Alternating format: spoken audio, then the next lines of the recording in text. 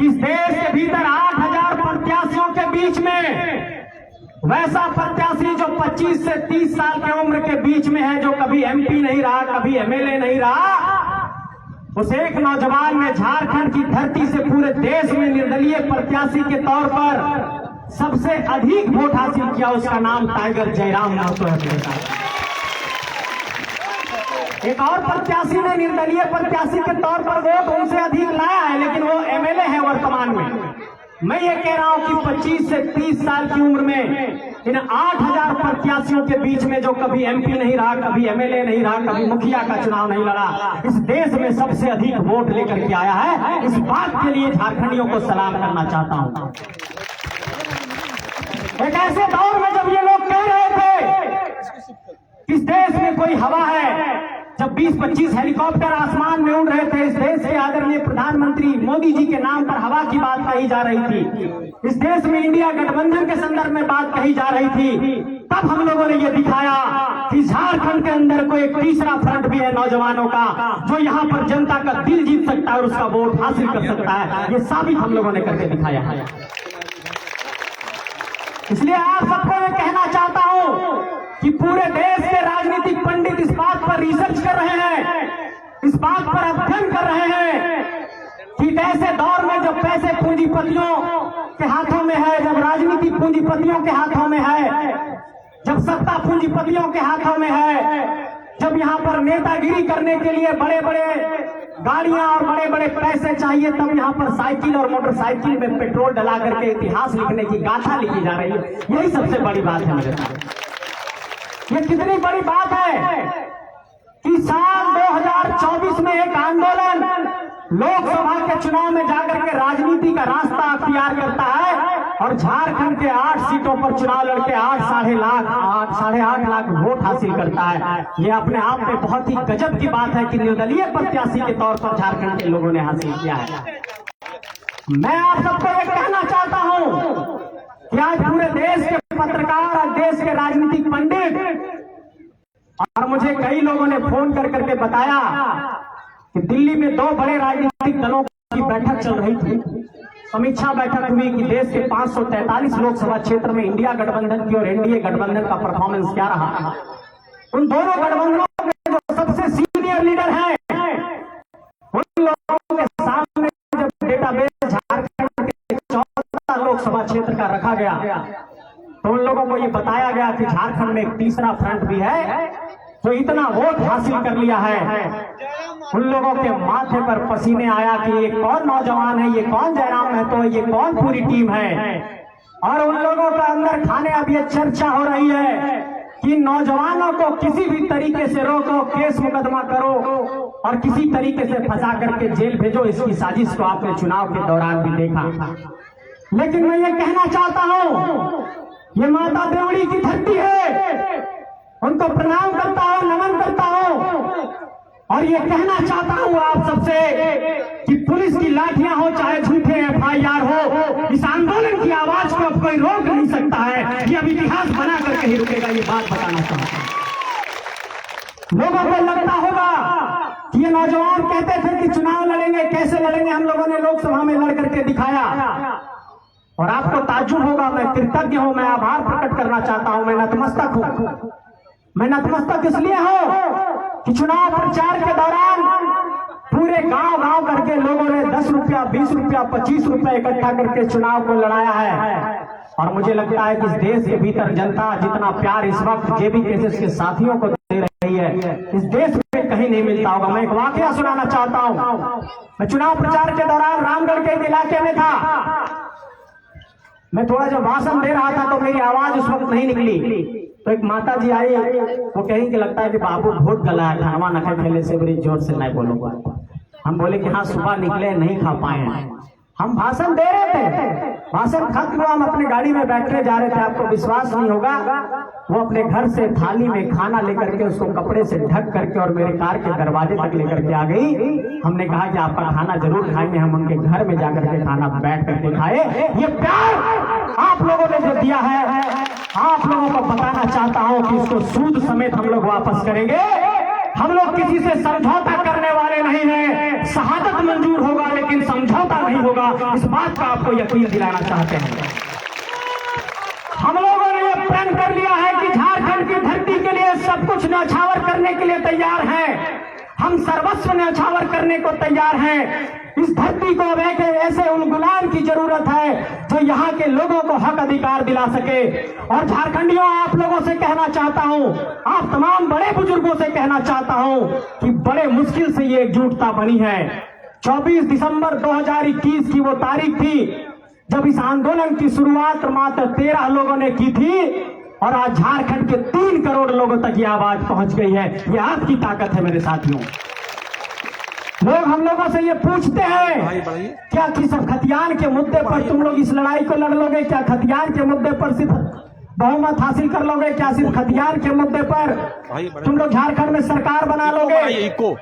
हमने कहा कि राजनीतिक जीवन में आने के लिए सबसे ज्यादा जरूरी है कि आप वैचारिक तौर पर कितने प्रतिबद्ध हैं। और हम ये कहना चाहते हैं साफ तौर पर, चाहे किसी को बुरा लगे चाहे भला लगे, हमारी लड़ाई झारखंड के हक अधिकार के लिए है। झारखंड के लिए मर मिटेंगे, झारखंड के लिए लड़ेंगे, चाहे वो खतियान की बात हो, चाहे विस्थापन की बात हो, चाहे पुनर्वास की बात हो, चाहे नियोजन की बात हो, चाहे रोजगार की बात हो, चाहे बेरोजगारी की बात हो, चाहे पलायन की बात हो, चाहे यहाँ पर 5वीं अनुसूची की बात हो, चाहे सरना धर्म कोड की बात हो, इन सारे मुद्दों पर लड़ेंगे। और आप लोगों को कहना चाहता हूं कि देखिए कितनी बड़ी साजिश होती है। हमारे झारखंड में इतने बड़े लेवल पर सरना धर्म कोड मानने वाले लोग हैं। ये सरना धर्म कोड तभी बनेगा जब दिल्ली के संसद भवन में बहस होगी। मैं पूछना चाहता हूं, अभी सत्र चल रहा है, झारखंड के 14 सांसद चुन करके गए हैं, 6 राज्यसभा के भी सांसद हैं। कितने लोगों ने आप लोगों ने बोलते हुए सुना है कि झारखंड के आदिवासियों की एक बहुत बड़ी मांग है सरना धर्म कोड, उस पर कभी बहस नहीं होती। यहाँ के गवर्नमेंट ने विधेयक बनाया भी था, उस पर कोई बात नहीं हुई। ये पहली साजिश। दूसरी साजिश सुनिए, खतियान के आधार पर स्थानीय नीति बनी, राज्यपाल महोदय ने 2 बार रिजेक्ट कर दिया। मैं ये सवाल पूछना चाहता हूं उनसे कि आप यहाँ पर रिजेक्ट क्यों करते हैं? अगर वो हमारा कानून अगर स्टैंड नहीं करेगा तो वो कोर्ट में जाएगा। राज्यपाल महोदय बार बार क्यों रिजेक्ट करते हैं? राज्यपाल किसके इशारे पर काम करते हैं? इस बात पर भी सोचने की जरूरत है। तीसरी बात, झारखंड के यहाँ पर ST, SC, OBC और EWS के लिए 77% रिजर्वेशन का कानून बना। बगल के बिहार में 75% का रिजर्वेशन लागू हो गया। जब झारखंड में ये कानून बना तो राज्यपाल महोदय ने रिजेक्ट कर दिया। मैं ये कहना चाहता हूं कि आपके सरना धर्म कोड का कानून नहीं बनता है, आपके स्थानीयता का विधेयक लागू नहीं हो पाता है, आपका नियोजन नीति नहीं बन पाता है, आपका ST, SC, OBC, EWS का रिजर्वेशन का कानून नहीं बन पाता है। लेकिन जैसे ही यहाँ पर कोई कंपनी को जमीन देने की बात आती है तो अडानी को, तो अंबानी को, तो NTPC को, तो यहाँ पर तमाम हिंडाल्को को, तमाम कंपनियों को जमीन दे दी जाती है। इसलिए आप सबसे ये कहना चाहते हैं कि हमारी पहली मांग जो झारखंड के अंदर स्थानीयता की रही है, उस मांग पर हम आज भी अडिग है और खतियान आधारित स्थानीय नीति हमारी पहली मांग है। इस मांग से कोई समझौता नहीं होगा, इस बात को कहना चाहते हैं। लोग कहते हैं कि खतियान आधारित स्थानीय नीति की बात करते हो, कैसे कानून बनाओगे? हमने कहा कि इस देश के अंदर ऐसे कई राज्य हैं जिसके पास अपना कानून है जो स्थानीय आधार पर नौकरी को प्राथमिकता देता है। आप देखिए आंध्र प्रदेश को, आंध्र प्रदेश के कानून में 371 जो संविधान का अनुच्छेद है उसके 371D में आंध्र प्रदेश के लिए विशेष प्रावधान किया गया। और हम आदिवासियों की CNT SPT एक्ट से बहुत लगाव है। छोटा नागपुर टेंडेंसी एक्ट, आज तक उसके संशोधन करने की हिम्मत किसी में क्यों नहीं हो पाती है?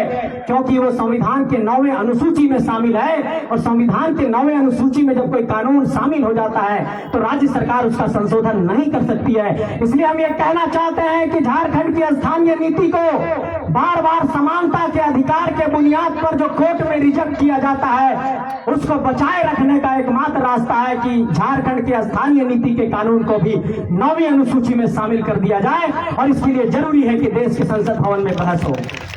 इसलिए जो 14 सांसद यहां से चुन करके गए हैं उनसे ये सवाल करिएगा कि आप लोगों को जिता करके भेजे हैं, एक बार अगर कानून बने या ना बने, कम से कम हमारे सवाल पर, हमारे मुद्दे पर आवाज तो बुलंद करिए।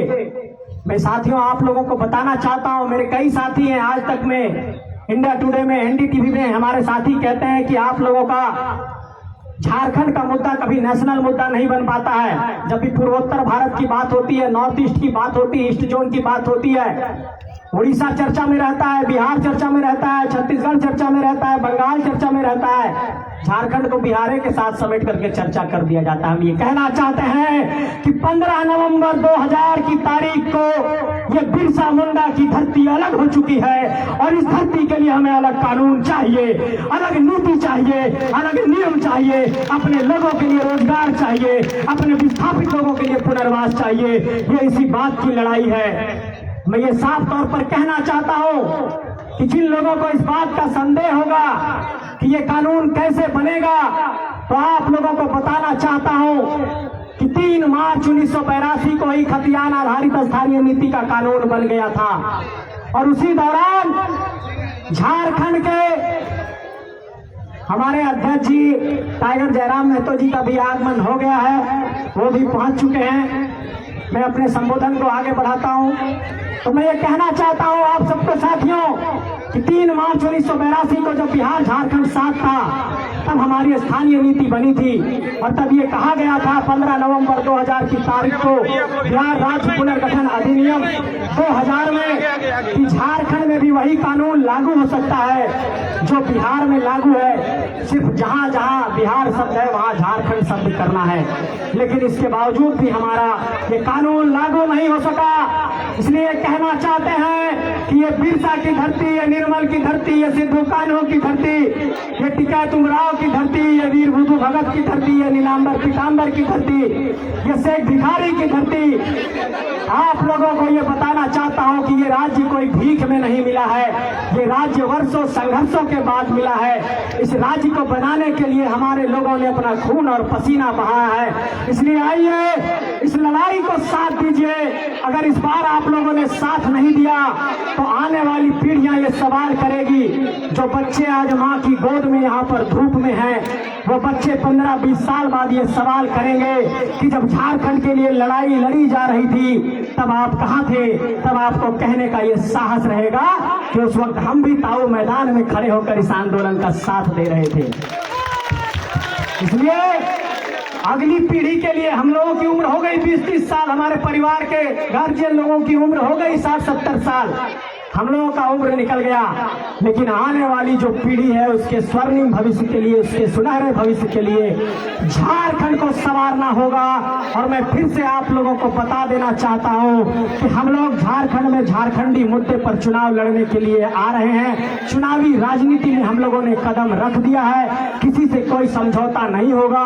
हमारे मुद्दे स्थानीयता के हैं, हमारे मुद्दे नियोजन के हैं। हम लोगों ने एक बड़ी मांग रखी थी कि झारखंड के जितने भी कंपनी यहाँ पर खुले हैं उन कंपनियों में स्थानीय लोगों को रोजगार मिलना चाहिए।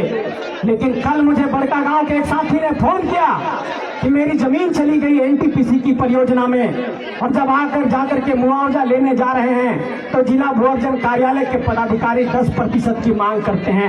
ये इसी के खिलाफ लड़ाई है, ये लड़ाई शोषण के खिलाफ है, ये लड़ाई जुल्म के खिलाफ है, ये लड़ाई अफसरशाही के खिलाफ है, ये लड़ाई कोयला लुटेरों के खिलाफ है, ये लड़ाई झारखंड विरोधी ताकतों के खिलाफ है, ये लड़ाई झारखंड के हक अधिकार के लिए है। आप लोगों का साथ चाहिए और आप लोग जब तक साथ नहीं देंगे, जब तक झारखंडी एकजुट नहीं होंगे, तब तक इस राज्य की तस्वीर नहीं बदलेगी।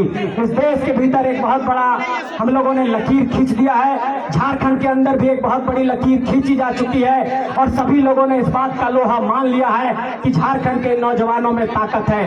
पूरे देश में ऐसा कोई राजनीतिक दल नहीं है, कोई ऐसा संगठन नहीं है जो बिना पैसे का, बिना पूंजी का कोई भीड़ इकट्ठा करता हो। और मैं इसी भीड़ से पूछना चाहता हूं कि क्या किसी को 1 रुपया दिया गया है यहाँ पर आप लोगों को आने के लिए? आप मीडिया वाले देख लीजिए जरा, किसी को पैसा मिला है? पेट्रोल मिला है? डीजल मिला है? कुछ ऑफर मिला है? देख लीजिए मेरे साथियों, ये झारखंडियों की आवाज है और झारखंड में पिछले 3 सालों में 1-1.5 हजार तो हम लोग सभा कर दिए होंगे। सभी सभाओं का हाल यही है। इसलिए हम लोगों पर एक एलिगेशन ये लगता है कि सिर्फ हम लोग नौजवानों की पार्टी है, सिर्फ नौजवान लोग इसमें है, थोड़ा हम लोगों की डिसिप्लिन पर भी सवाल उठाया जाता है। तो हम ये कहना चाहते हैं आप सबसे, बड़े बुजुर्गों से, नौजवान साथियों से, गांव के अभिभावकों से, कि गांव घर में जो लड़के हमारे जेबी केसेस के हैं, जो हमारे साथी काम कर रहे हैं, उनको मार्गदर्शन दीजिए, उनको साथ दीजिए, उनको ये समझाइए कि बूथ मैनेजमेंट कैसे होता है, उनको समझाइए कि कैसे कार्य समिति चलती है, उनको समझाइए कि प्रखंड की कमेटी कैसे चलती है, उनको समझाइए कि कैसे राजनीति में आगे बढ़ा जाता है। आप उनको मार्गदर्शन दीजिए, ये अपेक्षा रखना चाहता हूं। और आप लोगों को ये बताना चाहता हूं कि झारखंड के अधिक से अधिक सीटों पर हमारे प्रत्याशी होंगे, और आप लोगों को ये जिम्मेवारी दे करके जा रहा हूं कि आने वाले वक्त में जो भी हमारे प्रत्याशी जिस इलाके से खड़े होंगे,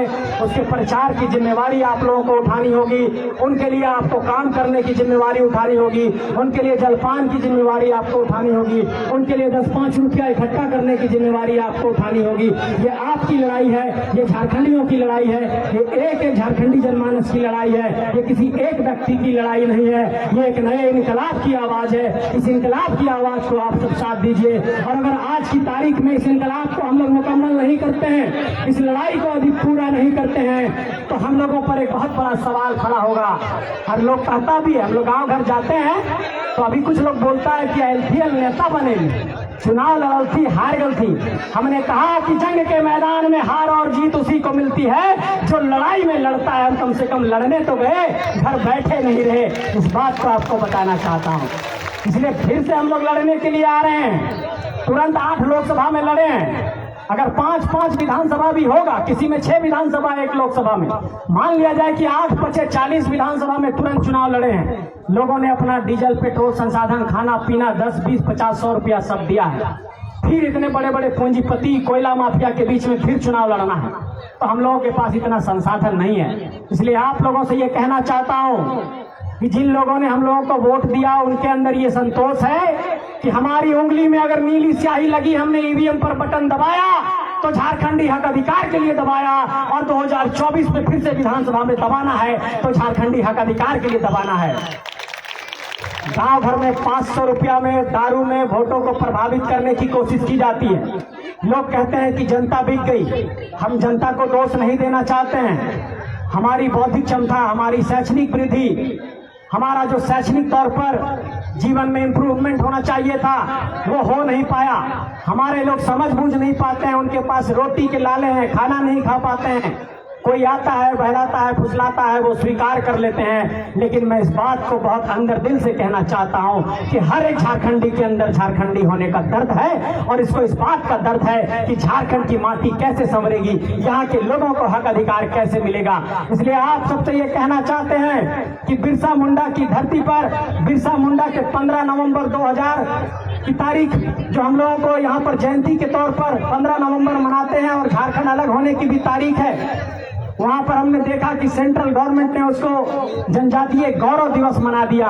हम ये कहना चाहते हैं कि आदिवासियों का गौरव तभी जिंदा रहेगा जब तक यहाँ के लोगों को हक अधिकार नहीं मिलेगा, हमारा गौरव जिंदा नहीं रह सकता है। इसलिए आप सबसे ये कहना चाहते हैं कि अपने माथे पर जो ये झारखंड का हरी पगड़ी बांध कर रखे हैं, उस हरियाली को बचाने की लड़ाई है, जल जंगल जमीन को बचाने की लड़ाई है। ये सारे लोग हमारे जमीन पर कब्जा करना चाहते हैं। कई बार उदाहरण देते हैं, मैंने देखा एक उदाहरण दे रहे थे जयराम जी हमारे, कि गोड्डा में जब प्लांट बना अडानी का, तो बिजली बेचा गया बांग्लादेश को, कोयला लाया गया ऑस्ट्रेलिया से, और जमीन लिया गया हमारे हाथ। मैं ये पूछना चाहता हूं आप सबसे कि आखिर ऐसा क्या कारण है कि सीएनटी का कानून रहने के बावजूद भी यहीं पर अडानी आती है, यहीं पर एनटीपीसी आता है, पूरा बड़का गांव उजड़ जाता है, पूरा झरिया धनबाद उजड़ जाता है, पूरा टंडवा आम्रपाली में उजड़ जाता है, यहाँ के विस्थापितों को हक अधिकार नहीं मिलता है, उनके जमीन का मुआवजा नहीं मिलता है। ये सवाल आपको सोचना पड़ेगा। और मीडिया के साथियों, आपको एक बात बताना चाहता हूं, किसी अडानी कंपनी का जब विरोध हुआ ऑस्ट्रेलिया में, तो पूरे दुनिया में ये खबर बनी कि अडानी का विरोध हो गया ऑस्ट्रेलिया में। इसी अडानी का विरोध बड़का गांव में 1.5 साल से 1 साल से लोग कर रहे हैं, आज भी धरना पर बैठे हुए हैं जब हम यहाँ भाषण दे रहे हैं।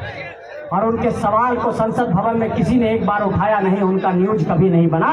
इसलिए आप सबसे ये कहना चाहते हैं, लड़ाई सिर्फ झारखंडी हक अधिकारों की नहीं है, लड़ाई इस बात की है कि आपके मुद्दे पर, आपके सवाल पर कितनी चर्चा परिचर्चा होती है, आपके सवालों पर कितनी लड़ाई होती है, आपके सवालों पर कितनी बहस होती है। झारखंड के साथ दुर्भाग्य इस बात की है कि हमारे मुद्दे को लेकर के चर्चा परिचर्चा ही नहीं होती है, हमारे मुद्दे को लेकर के बहस ही नहीं होती है, हमारे मुद्दे को लेकर के सदन में कोई एक ड्राफ्ट नहीं रखा जाता है। इसलिए आप सबसे ये कहना चाहते हैं कि ये लड़ाई सिर्फ झारखंड के लोगों के लिए तो है ही, लेकिन ये लड़ाई इस बात को लेकर के भी है कि झारखंड की आवाज दिल्ली में संसद भवन में भी कैसे गूंजेगी। तो यहाँ के लोगों पर ये दबाव हम लोगों को बनाना होगा। आप लोगों को बहुत बहुत आभार कि आप लोगों ने बहुत दृढ़ता से सुना। बात बुझो रहा ने तो बात बुझो है, झारखंड के मिल के बचे तो सबके मिल के झारखंड बचाना है। झारखंड के बचावे की लड़ाई है, ये कोई सांसद विधायक बने के लड़ाई न कहे। अरे वैसे कहल चाहो यो बुंडू के धरती से कि मत सोचिया कभी कि ये लड़का सब आ गल तू चुनाव लड़े ले कैसे सांसद विधायक बने चाहो तू। अरे सांसद विधायक बनने की लालसा नहीं है, इस झारखंड को बदलने की लालसा है और इसी लालसा के साथ झारखंड के अंदर काम कर रहे हैं। और तो बने रहे, कुछ देर में जयराम महतो जब आते हैं तो फिर से हम आपसे लाइव जुड़ेंगे और फिर जयराम महतो क्या कुछ कहते हैं।